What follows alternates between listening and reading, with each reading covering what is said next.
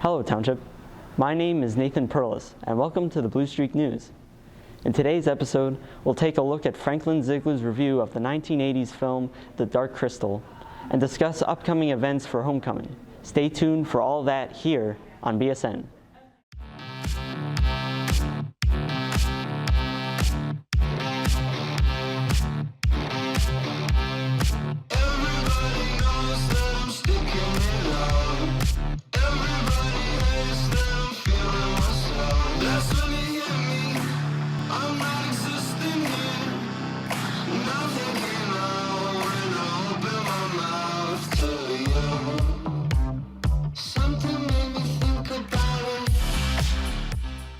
Before we get into today's review, let's talk about upcoming events.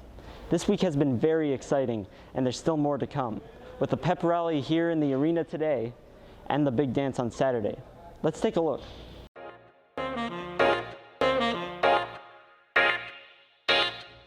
It's that time of year again. The weather's getting colder and the sound of marching bands reverberates through the air. That means one thing: homecoming. So what festivities are planned at Manheim Township for this homecoming season? Throughout this week, you may have noticed people dressing up a little different.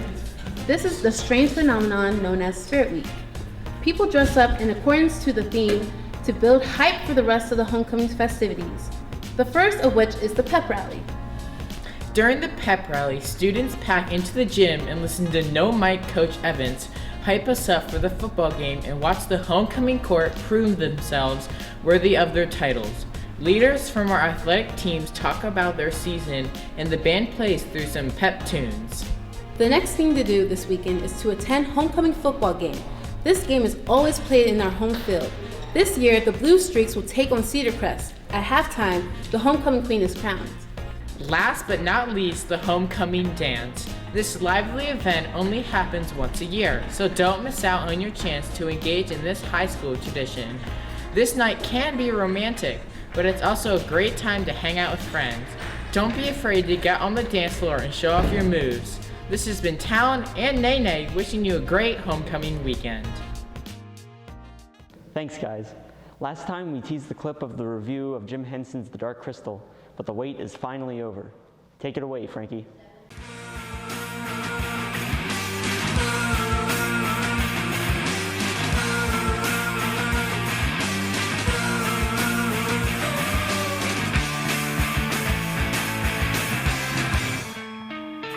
Hello and welcome to Retro Review.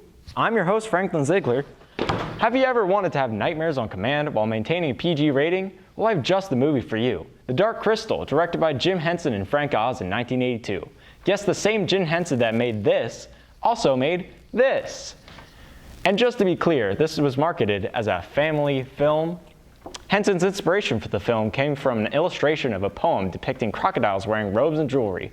This visual style did not originate in The Dark Crystal, however. It found itself first represented in a recurring sketch on Saturday Night Live called The Land of Gorch. Response to these sketches were universally negative, so naturally they began production on a whole movie with this exact style in April 1981. As for the intended audience, Henson is cited as saying that he wanted to get back to the darkness of Grimm's fairy tales. He believed that children needed to be scared and that it was unhealthy for them to go too long without being afraid. Well, goal achieved. Anyway, without further ado, let's get into the film. The movie starts with a narration explaining how the world was at peace until a crystal shattered and split the world into two races, the Skeksis and the Mystics. The Skeksis take control of the last Dark Crystal, and therefore the world. They live in the Castle of the Crystal. Very creative name. The Skeksis have been ruling for a while, but now only 10 remain. And on top of that, their emperor is dying. The narrator explains how the Skeksis use the Dark Crystal to replenish their HP. Meanwhile, the Mystics are a peaceful race. They too have been reduced to 10. As the wisest of their group dies, they summon a hero by, singing.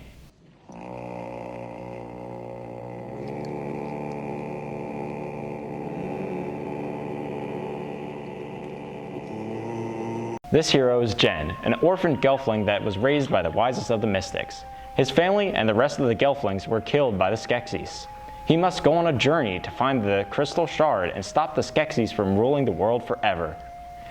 His first task in this journey is to follow the greater sun and seek the knowledge of Aughra. But first, we meet the Skeksis Emperor, and he's dead. There's also this guy. I hate your whimper. I second that. Anyway, the Skeksis decide to use a trial by stone to find the new emperor. Basically, they hit a stone until it breaks. A very, democratic process. This guy wins and the other guy gets banished. The crystal then warns the new emperor that a Gelfling is still alive, and he isn't too happy. We cut back to Jen meeting up with Aughra, who lives in a cave with the model of the heavens. She is old enough to remember when the crystal broke apart. She also explains Jen's quest to use a crystal shard to heal the Dark Crystal, but she does not know which shard to use. It's up to Jen to decide which crystal to take, even though technically couldn't he just take all of them? I guess he needs to prove he's the chosen one or something like that. The cave gets attacked, but surely Jen, the chosen one, will find a way to save Aughra. Or not. Jen continues his journey through a spooky forest, when suddenly he encounters a female Gelfling named Kira. They hold hands and exchange memories through a process called dream fasting. It's fire.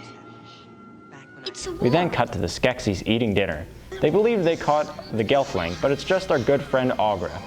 Meanwhile, the actual Gelflings are taking a boat ride when they get attacked by Skeksis skybats. The two continue on to the Podling village, where Kira was raised. After a bit of partying, a giant bug creature attacks the village. The exiled Skeksis stops the creatures before too much damage can be done, and Kira and Jen escape. They end up in the old Gelfling village, where they learn more about the prophecy. Our Skeksis friend shows up once again and unsuccessfully tries to convince Jen to make peace with the Skeksis. The two score some sweet rides and head for the castle. Back at the castle, this happens.